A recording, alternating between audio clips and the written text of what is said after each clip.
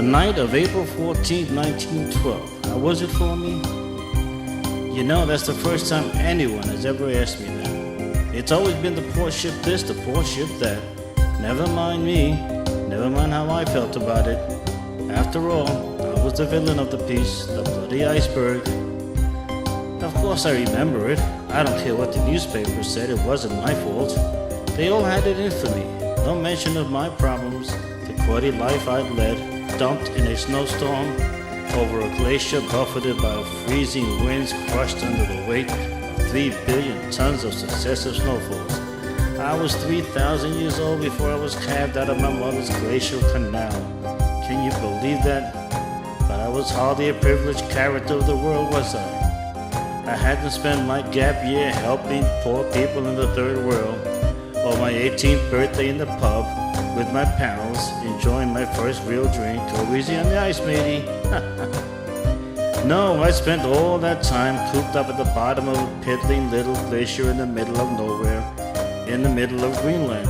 Well, not in the middle actually, sort of on the side near the sea. But you can't get more nowhere than Greenland, can you? Boring. Talk about crushed. Talk about having your personality stunted. I couldn't say boo to a snow goose, could I?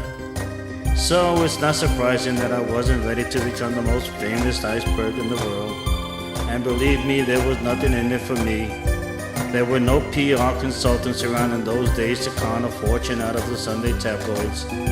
It was just deliberate character assassination on behalf of the media.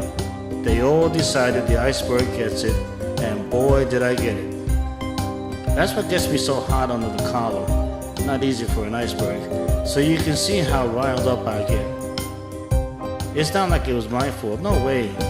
Besides, it takes two to make a collision. There I was, minding my own business, floating slowly down the ocean on my way down to the Gulf Stream, and looking forward to a good flip when stone me.